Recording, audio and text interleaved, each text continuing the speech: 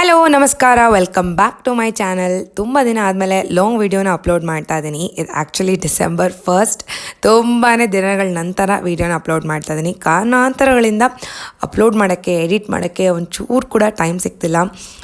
ನಾನು ಸ್ಕೂಲಲ್ಲಿ ವರ್ಕ್ ಮಾಡೋದ್ರಿಂದ ಈಗ ಡಿಸೆಂಬರ್ ಜಾನ್ವರಿ ಯೂಶ್ವಲಾಗೆ ಆ್ಯನ್ಯುವಲ್ ಡೇ ಸೀಸನ್ಸ್ ಆಗಿರುತ್ತೆ. ಸೊ ಸಿಕ್ಕಾಪಟ್ಟೆ ಕೆಲಸ ಆದರೂ ಮಧ್ಯದಲ್ಲಿ ಒಂದು ಸ್ವಲ್ಪ ಟೈಮ್ ತೊಗೊಂಡು ವೀಡಿಯೋನ ಅಪ್ಲೋಡ್ ಮಾಡ್ತಾ ಇದ್ದೀನಿ. ಹೋಪ್ ಈ ವಿಡಿಯೋ ನಿಮಗೆ ಇಷ್ಟ ಆಗುತ್ತೆ ಅಂತ ಭಾವಿಸ್ತಾ ವಿಡಿಯೋನ ಶುರು ಮಾಡೋಣವಾ. ಸಂಡೇ ಮಾರ್ನಿಂಗ್ ಬೇಗನೆ ಎದ್ದೇಳ್ತೀನಿ. ಎಲ್ಲರೂ ಎದ್ದೇಳೋಕ್ಕೆ ಮುಂಚೆ ಎದ್ದೇಳ್ತೀನಿ. ಬಿಕಾಸ್ ನನಗೆ ಅಂತ ಒಂದು ಸ್ವಲ್ಪ ಮೀ ಟೈಮ್ ಸಿಗುತ್ತೆ ಅನ್ನೋ ಕಾರಣ. ಆ್ಯಂಡ್ ತುಂಬಾ ಪ್ಲೆಸೆಂಟಾಗಿರುತ್ತೆ. ಏನೂ ಶಬ್ದಗಳಿರಲ್ಲ, ಯಾರೂ ಬರೋದಿಲ್ಲ, ತುಂಬ ಪೀಸ್ಫುಲ್ಲಾಗಿರುತ್ತೆ ಅಂತ ಅನಿಸುತ್ತೆ. ಸೊ ಆದಷ್ಟು ಬೇಗನೆ ಎದ್ದೇಳ್ತೀನಿ ಸಂಡೇಸ್ ಕೂಡ.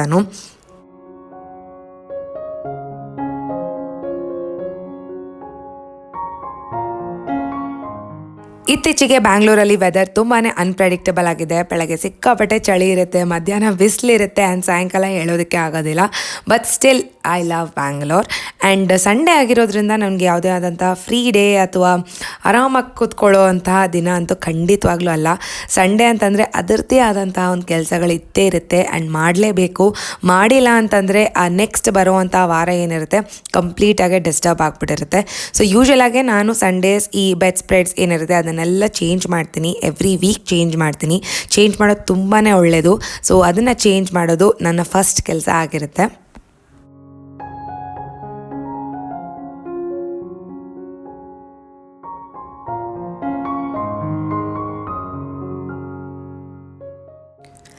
Little things can bring a very big difference. ನಾವು ಮಾಡುವಂಥ ಸಣ್ಣ ಪುಟ್ಟ ಬದಲಾವಣೆಗಳು ಲೈಫಲ್ಲಿ ನಮಗೆ ತುಂಬಾ ದೊಡ್ಡ ಬದಲಾವಣೆಗಳನ್ನ ತಂದುಕೊಡುತ್ತೆ. ಅದರಲ್ಲಿ ಮೊದಲನೇದಾಗಿ ಇದ್ದಾರೆ ಮೇಕಿಂಗ್ ಯುವರ್ ಓನ್ ಬೆಡ್. ಎದ್ದಿದ ತಕ್ಷಣ ನಾವು ನಮ್ಮ ಬೆಡ್ನೆಲ್ಲ ಸರಿ ಮಾಡಿ ಪಿಲೋಸ್ನೆಲ್ಲ ಅರೇಂಜ್ ಮಾಡೋದ್ರಿಂದ ಆ ಫೀಲಿಂಗ್ ಆಫ್ ಅಕಂಪ್ಲಿಷ್ಮೆಂಟ್ ಏನಿರುತ್ತೆ ಅದೇ ಫೀಲಿಂಗಲ್ಲಿ ನಾವು ದಿನ ಪೂರ್ತಿ ಸಾಗಿಸ್ತಾ ಹೋಗ್ತೀವಿ. ಕೊಡೋ ಯಾವುದೇ ಆದಂಥ ಟಾಸ್ಕ್ ಆ ದಿನ ನಾವು ಅಕಂಪ್ಲಿಷ್ ಮಾಡ್ಬೋದು, ಫುಲ್ಫಿಲ್ ಮಾಡ್ಬೋದು, ಕಂಪ್ಲೀಟ್ ಮಾಡ್ಬೋದು ಅನ್ನೋ ಫೀಲಿಂಗಲ್ಲೇ ಇರ್ತೀವಿ. ಆಲ್ಸೋ ನಿಮ್ಮ ಮೈಂಡನ್ನ ತುಂಬಾ ಕಾಮ್ ಆ್ಯಂಡ್ ರಿಲ್ಯಾಕ್ಸ್ ಮಾಡುತ್ತೆ. Clean house can completely relax your mind. So trust me on that. And ಇದೇ ನಾವು ನಮ್ಮ ಮಕ್ಕಳಿಗೆ ಹೇಳ್ಕೊಡ್ತೀವಿ. ಸೊ ನೀವು ಎದ್ದು ಇದನ್ನು ಮಾಡ್ತಾ ಇದ್ದಾಗ ಮಕ್ಕಳು ಆಟೋಮೆಟಿಕ್ಕಾಗಿ ಕಲಿತಾರೆ, ಅವರು ಒಳ್ಳೆ ಥಿಂಗ್ಸ್ನ ಇನ್ಕಲ್ಕೇಟ್ ಮಾಡ್ಕೊತಾರೆ ಅನ್ನೋದು ನನ್ನ ಅಭಿಪ್ರಾಯ.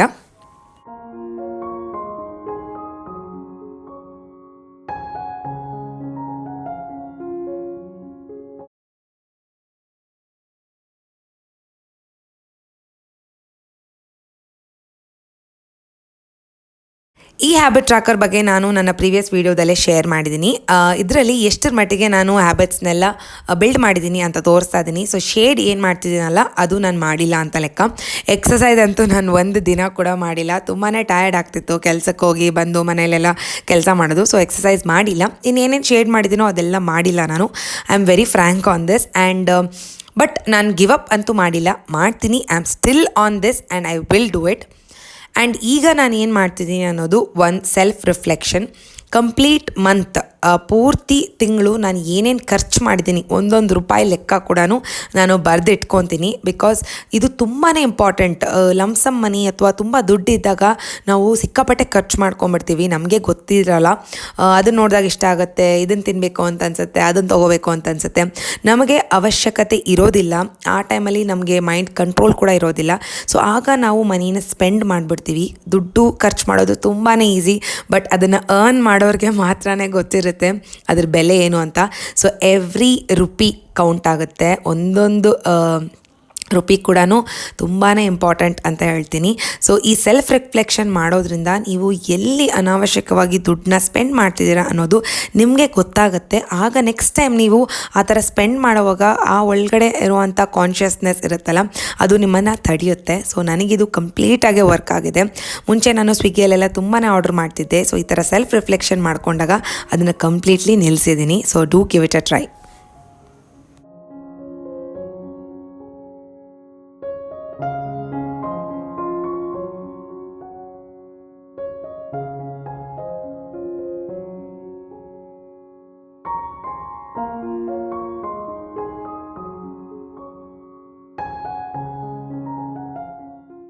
ಆ್ಯಂಡ್ ನನ್ನ ಸಂಡೇ ಟಾಸ್ಕಲ್ಲಿ ನನ್ನ ನೆಕ್ಸ್ಟ್ ಟಾಸ್ಕ್ ಬಂದು meal plan and meal preparations. ಇದ್ರ ಬಗ್ಗೆನೂ ನಾನು ಇಂದಿನ ವೀಡಿಯೋದಲ್ಲಿ ಎಕ್ಸ್ಪ್ಲೇನ್ ಮಾಡಿದ್ದೀನಿ.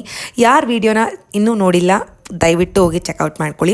ಸೊ ಈಗ ನಾನು ನೆಕ್ಸ್ಟ್ ಬರುವಂಥ ವಾರಕ್ಕೆ ಬೇಕಾಗಿರುವಂತಹ ತರಕಾರಿಗಳನ್ನೆಲ್ಲ ನೋಟ್ ಡೌನ್ ಮಾಡಿಕೊಂಡು ಯಾವ್ಯಾವ ಅಡುಗೆ ಮಾಡಬೇಕು, ಯಾವ ದಿನ ಮಾಡಬೇಕು ಅಂತೆಲ್ಲ ನೋಟ್ ಡೌನ್ ಮಾಡ್ಕೊತೀನಿ. ಇದರಿಂದ ನನಗೆ ತುಂಬಾ ಟೈಮ್ ಸೇವಿಂಗ್ ಅಂತ ಅನಿಸ್ತು ಆ್ಯಂಡ್ ಮೈಂಡ್ ತುಂಬಾ ರಿಲ್ಯಾಕ್ಸ್ ಅಂತ ಅನಿಸುತ್ತೆ. ಸ್ಟ್ರೆಸ್ ಫ್ರೀ ಅಂತ ಏನೂ ಇರೋದಿಲ್ಲ. ಸೊ ನೀವು ಟ್ರೈ ಮಾಡಿಲ್ಲ ಅಂದರೆ ದಯವಿಟ್ಟು ಟ್ರೈ ಮಾಡಿ. ಕಮ್ಯುನಿಟಿ ಟ್ಯಾಬಲ್ಲಿ ಕೂಡ ಪೋಸ್ಟ್ ಮಾಡಿದ್ದೀನಿ ನನ್ನ ಮೀಲ್ ಪ್ಲ್ಯಾನ್.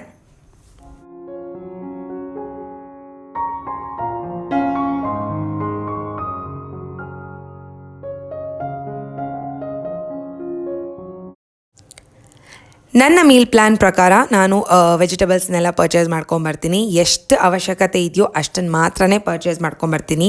ಎಕ್ಸೆಸಿವ್ ಆಗಿ ಅಥವಾ ಅನಾವಶ್ಯಕವಾಗಿ ಎಕ್ಸ್ಟ್ರಾ ಏನೂ ನಾನು ತರೋದಕ್ಕೆ ಹೋಗೋದಿಲ್ಲ. ಬಿಕಾಸ್ ನಾವು ಇರೋದೇ 3 ಜನ.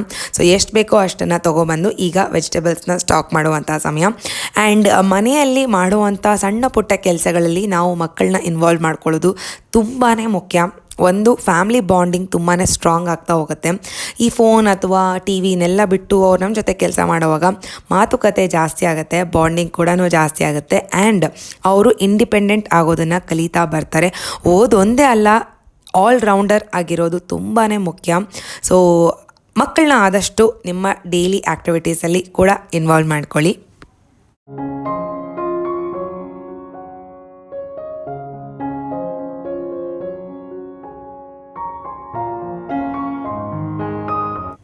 ಕೆಲಸ ಮಾಡ್ತಾ ಕೆಲಸ ಒಂದು ದೊಡ್ಡ ಟಾಸ್ಕ್ ಅನಿಸ್ಬಾರ್ದು ಅಂತಿದ್ರೆ ನಾನು ಪ್ಯಾರಲಾಗಿ ಹಾಡುಗಳನ್ನ ಕೇಳ್ತಾ ಕೆಲಸನ ಮಾಡ್ತಾ ಹೋಗ್ತೀನಿ.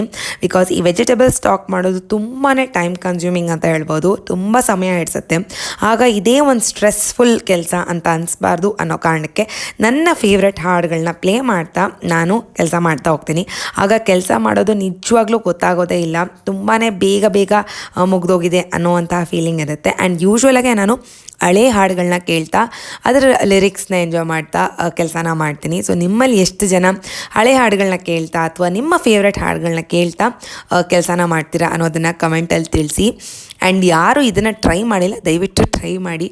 ಹಾಡುಗಳನ್ನ ಕೇಳ್ತಾ ಮೈಂಡ್ ರಿಲ್ಯಾಕ್ಸ್ ಮಾಡ್ತಾ ಖುಷಿಯಾಗೆ ಕೆಲಸ ಮಾಡಿ. ಆಗ ನಿಮಗೆ ಕೆಲಸ ಒಂದು ಸ್ಟ್ರೆಸ್ ಅಂತ ಅನಿಸೋದೇ ಇಲ್ಲ.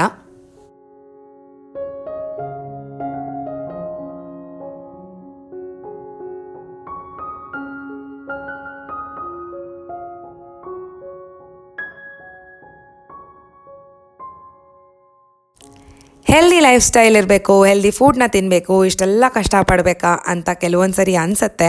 ಬಟ್ ಯಾವ ತಾನೇ ಕಷ್ಟ ಇಲ್ಲ ಅಂತ ಹೇಳಿ. ಅನ್ಹೆಲ್ದಿ ಲೈಫ್ ಸ್ಟೈಲ್ನ ಲೀಡ್ ಮಾಡೋದು ತುಂಬಾ ಕಷ್ಟ. ನನ್ನ ಪರ್ಸ್ನಲ್ ಎಕ್ಸ್ಪೀರಿಯನ್ಸ್ ಕೂಡ ಅದರಲ್ಲಿದೆ. ತುಂಬಾ ಅನ್ಹೆಲ್ದಿಯಾಗಿದ್ದೆ, ನನ್ನ ಲೈಫ್ ಸ್ಟೈಲ್ ತುಂಬಾ ಅನ್ಹೆಲ್ದಿಯಾಗಿತ್ತು ಮುಂಚೆ. ಸೊ ಆಗ ನಾನು ಫೇಸ್ ಮಾಡಿರುವಂಥ ಕಾನ್ಸಿಕ್ವೆನ್ಸಸ್ ಸಿಚುವೇಶನ್ಸ್ ತುಂಬಾ ಕಷ್ಟವಾಗಿತ್ತು. ಸೊ ಅದೂ ಆ ಲೈಫ್ ಕೂಡ ಕಷ್ಟನೇ. ಆ್ಯಂಡ್ ಈ ಥರ ಹೆಲ್ದಿಯಾಗಿ ತಿನ್ನಬೇಕು ಅಂತಂದಾಗ ಇಷ್ಟೆಲ್ಲ ಸ್ಯಾಕ್ರಿಫೈಸಸ್, ಇಷ್ಟೆಲ್ಲ ಕಷ್ಟಪಡಬೇಕಲ್ವಾ ಅನ್ನೋದು ಕೂಡ ಕಷ್ಟನೇ. ಸೊ ಎಲ್ಲನೂ ಕಷ್ಟನೇ. ನಾವು ಮಾಡುವಂಥ ಅಥವಾ ತೊಗೊಳ್ಳುವಂಥ ಚಾಯ್ಸಸ್ ಮೇಲೇ ನಮ್ಮ ಲೈಫ್ ಡಿಪೆಂಡೆಂಟ್ ಆಗಿರುತ್ತೆ. So we are what the choices we make.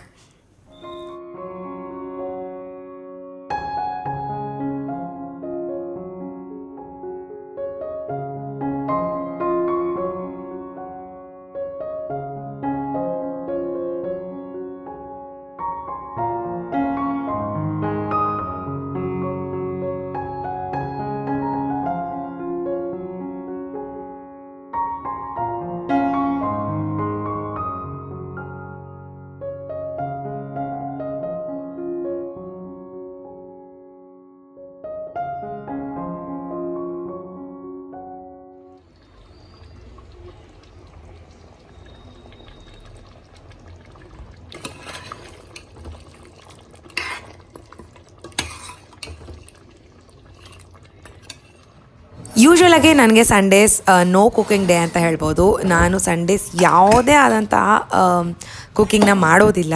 ಯಾಕೆ ಅಂತಂದರೆ ಅಮ್ಮ ಎಲ್ಲನೂ ಪ್ರಿಪೇರ್ ಮಾಡಿರ್ತಾರೆ, especially non veg. And mummy ಮಾಡುವಂತಹ ನಾನ್ ವೆಜ್ ನನ್ನ ಫೇವ್ರೆಟ್ ಅಂತ ಹೇಳ್ಬೋದು. ಎಲ್ಲೂ ನಾನು ಹೊರಗಡೆ ಸಾಮಾನ್ಯವಾಗಿ ಅಷ್ಟಾಗೆ ನಾನ್ ವೆಜ್ ತಿನ್ನೋದಕ್ಕೆ ಇಷ್ಟಪಡೋದಿಲ್ಲ. ಕೆಲವೊಂದು ಕಾರಣಗಳಿಂದ ತಿನ್ನಲೇಬೇಕಾಗತ್ತೆ. ಬಟ್ ಸ್ಟಿಲ್ ಮಮ್ಮಿ ಮಾಡುವಂತಹ biryani and mutton curry, fish curry ಇದನ್ನು ಬೀಟ್ ಮಾಡುವಂಥ ರೆಸಿಪಿ ಯಾವುದೂ ಇಲ್ಲ ಅನಿಸುತ್ತೆ. ಎಲ್ಲ ಮಕ್ಕಳಿಗೂ ಇದೇ ರೀತಿ ಅಂತ ಅನಿಸುತ್ತೆ. ಅವ್ರ ಅಮ್ಮಂದಿರು ಮಾಡುವಂಥ ಫುಡ್ ಅವ್ರ ಫೇವ್ರೆಟ್ ಆಗಿರುತ್ತೆ. ಆ್ಯಂಡ್ ಇವತ್ತಿನ ಲಂಚ್ಗೆ ರೈಸ್, ದೋಸೆ ಆ್ಯಂಡ್ ಮಟನ್ ಕರಿನ ಪ್ರಿಪೇರ್ ಮಾಡಿದರು. And this is one of my favourite.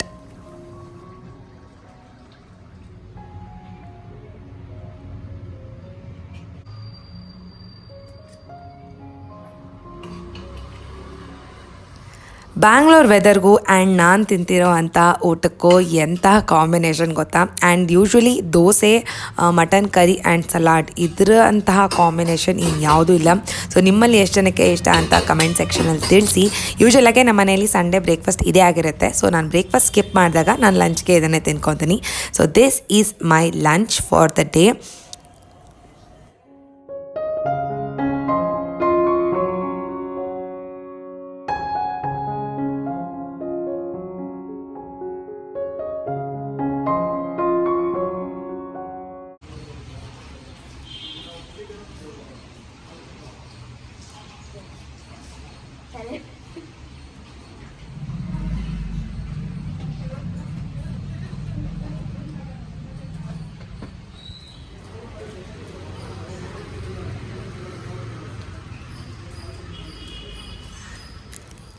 ಮಧ್ಯಾಹ್ನ ಹೆವಿ ಲಂಚ್ ಆಗಿರೋ ಕಾರಣದಿಂದ ಸಾಯಂಕಾಲದ ಹೊತ್ತು ಒಂದು ರೌಂಡ್ ಟೀ ಕುಡ್ದಿಲ್ಲ ಅಂದರೆ ಅದು ಕಂಪ್ಲೀಟ್ ಅಂತ ಅನ್ಸೋದೇ ಇಲ್ಲ. ಸೊ ನಿಮ್ಮಲ್ಲಿ ಎಷ್ಟು ಜನಕ್ಕೆ ಇದೇ ರೀತಿ ಅಂತ ಕಮೆಂಟ್ ಸೆಕ್ಷನಲ್ಲಿ ತಿಳಿಸಿ. ಎಸ್ಪೆಷಲಿ ಮಿಲ್ಕ್ ಟೀ ಇದ್ದರೆ ಇನ್ನೂ ಚೆನ್ನಾಗಿರುತ್ತೆ. ಆ್ಯಂಡ್ ಬ್ಯಾಂಗ್ಳೂರ್ ವೆದರ್ ನೋಡ್ತಾ ಇದ್ದಾರಲ್ಲ, ಸಿಕ್ಕಾಪಟ್ಟೆ ಮಳೆ ಮಳೆ ಮಳೆ because of the cyclone effect. So ನಿಮ್ಮೂರಲ್ಲಿ ಯಾವ ಥರ ಇದೆ ಅಂತ ಕಮೆಂಟಲ್ಲೂ ಕೂಡ ತಿಳಿಸಿ.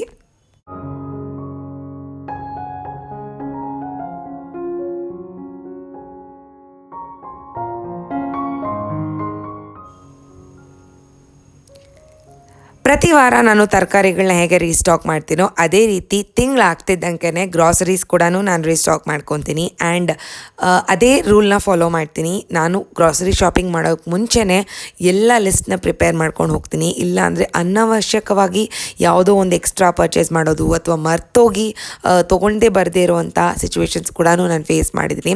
ಸೊ ಆದಷ್ಟು ಒಂದು 10 ನಿಮಿಷ 15 ನಿಮಿಷ ಟೈಮ್ನ ಸ್ಪೆಂಡ್ ಮಾಡಿ ಲಿಸ್ಟ್ನ ಮಾಡಿಕೊಂಡು ಹೋದರೆ ನಿಜವಾಗ್ಲೂ ತುಂಬಾ ಉಪಯೋಗ ಅನ್ನೋದು ನನ್ನ ಅಭಿಪ್ರಾಯ.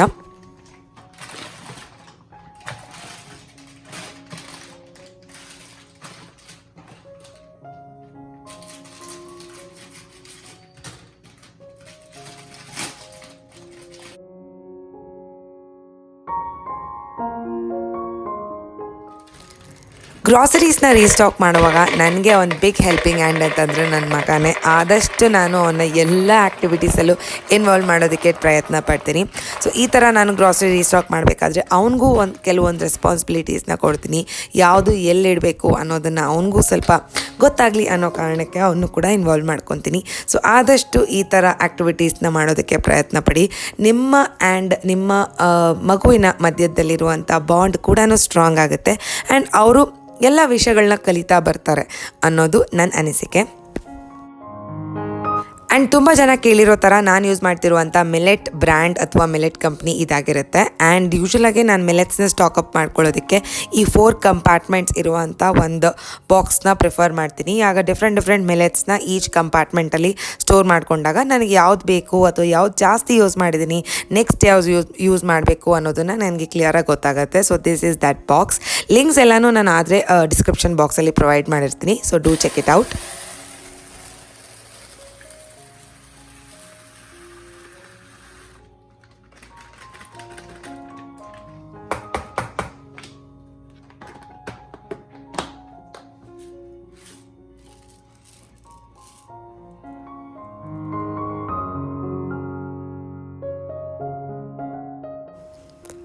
ಫೈನಲಿ ನಾನು ಗ್ರಾಸರೀಸ್ನ ಸ್ಟಾಕಪ್ ಮಾಡಿರುವಂಥ ಕೆಲಸ ಮುಗಿತಾ ಬಂತು. ಆ್ಯಂಡ್ ಎಲ್ಲದನ್ನು ನಾನು ಫ್ರಿಡ್ಜ್ ಅಥವಾ ಫ್ರೀಝರ್ ಪಾರ್ಟ್ ಏನಿರುತ್ತೆ ಅಲ್ಲಿನೇ ಸ್ಟೋರ್ ಮಾಡ್ಕೊತೀನಿ. ಬಿಕಾಸ್ ನಾನು ಯಾವುದೇ ಬೇರೆ ಆದಂಥ ಕಂಪಾರ್ಟ್ಮೆಂಟ್ಸ್ನ ನಾನು ಕಿಚನ್ ಇಂಟೀರಿಯರ್ಸ್ ಮಾಡುವಾಗ ಮಾಡ್ಕೊಂಡಿಲ್ಲ.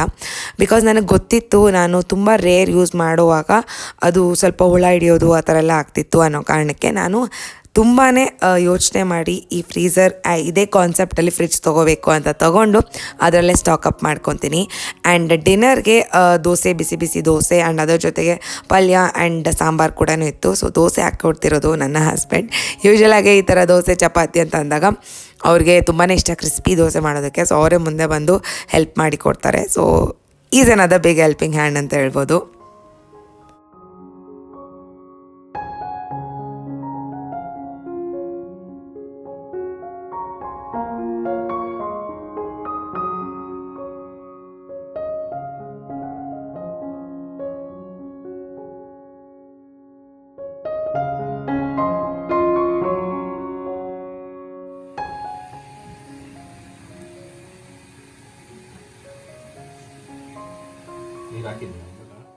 ದೋಸೆ ಮೇಲೆ ಸ್ಪ್ರಿಂಕಲ್ ಮಾಡಿರುವಂಥ ಪೌಡರ್ ಏನಿದೆ ಅದು ಚಟ್ನಿ ಪುಡಿ ಪೌಡರ್ ಅಥವಾ ಪೊಡಿ ಅಂತೇನಂತೀವಿ ಅದೇ ಪೌಡರ್. ಆ್ಯಂಡ್ ನಾನು ಇದನ್ನು ಮನೇಲಿ ಪ್ರಿಪೇರ್ ಮಾಡ್ಕೊಂಡಿಲ್ಲ. ನಾವು ಗ್ರಾಸರಿ ಶಾಪಿಂಗ್ ಹೋದಾಗ ಅಲ್ಲೇ ಆಚಿಯವರ ಇಡ್ಲಿ ಚಟ್ನಿ ಪುಡಿ, ಇಡ್ಲಿ ಚಟ್ನಿ ಪೌಡರ್ ಅಂತ ಇತ್ತು. ಸೊ ಒಂದ್ಸರಿ ಟ್ರೈ ಮಾಡೋಣ ಅಂತ ಈಗ ದೋಸೆ ಮೇಲೆ ಸ್ಪ್ರಿಂಕಲ್ ಮಾಡ್ತಿದ್ವಿ. And trust me, it was amazing ಅಂತ ಹೇಳ್ಬೋದು. ಟೇಸ್ಟ್ ತುಂಬಾ ಚೆನ್ನಾಗಿತ್ತು. ಎಸ್ಪೆಷಲಿ ದೋಸೆ ಮೇಲೆ ತುಪ್ಪ ಎಲ್ಲ ಹಾಕಿ ಈ ಪುಡಿನೆಲ್ಲ ಹಾಕಿದಾಗ ಹೋಟೆಲಲ್ಲಿ ಸಿಗುತ್ತಲ್ಲ ಪುಡಿ ದೋಸೆ, ಪುಡಿ ಪ್ಲೇನ್ ದೋಸೆ, ಅದು ಆ ಲೆವೆಲ್ಗಿತ್ತು. ತುಂಬಾ ಚೆನ್ನಾಗಿತ್ತು. So do give it a try. And ನಾಳೆಗೆ ಬೇಕಾಗಿರುವಂತಹ ಬ್ರೇಕ್ಫಾಸ್ಟ್ ಪ್ರಿಪರೇಷನ್ಸ್ ಏನೇನಿತ್ತು, ನೆನೆಸೋದೆಲ್ಲ ಏನಿತ್ತು ಅದನ್ನೆಲ್ಲ ನೆನೆಸಿದ್ದೀನಿ. ಉದ್ದಿನ ವಡೆ ಮಾಡೋಣ ಅಂತ ಅಂದ್ಕೊಂಡಿದ್ದೆ. ಸೊ ಉದ್ದಿನ ವಡೆಗೆ ನೆನೆಸಿದ್ದೀನಿ ಆ್ಯಂಡ್ ಅದ್ರ ಜೊತೆಗೆ ಮಿಲೆಟ್ಸ್ನ ಕೂಡ ನೆನೆಸಿದ್ದೀನಿ. ಸೊ ಹ್ಯಾಂಡ್ ಇನ್ ಹ್ಯಾಂಡ್ ಆ ಕಡೆ ಒಬ್ಬರು ಈ ಕಡೆ ಒಬ್ಬರು ಎಲ್ಲ ಕೆಲಸಗಳನ್ನ ಮುಗಿಸ್ತಾ ನಮ್ಮ ಡೇನ ಇದೇ ರೀತಿ ಕಂಪ್ಲೀಟ್ ಮಾಡ್ಕೊಂಡಿದ್ದೀನಿ. ಈ ವ್ಲಾಗ್ ನಿಮ್ಗೆ ಇಷ್ಟ ಆಗುತ್ತೆ ಅಂತ ಭಾವಿಸ್ತಾ ಇಲ್ಲಿಗೆ ವ್ಲಾಗ್ನ ಎಂಡ್ ಮಾಡ್ತಿದ್ದೀನಿ. ನಿಮ್ಮ ಸಜೆಷನ್ಸ್ ಅಥವಾ ಏನೇ ಇದ್ರೂ ಕಮೆಂಟ್ಸಲ್ಲಿ ತಿಳಿಸ್ಕೊಡಿ. I will truly consider it. And thank you so much for watching. And ಯಾರೆಲ್ಲ support ಮಾಡ್ತಾಯಿದ್ದೀರಾ, please keep supporting. Do subscribe to my channel. Do share, like and comment. Thank you guys.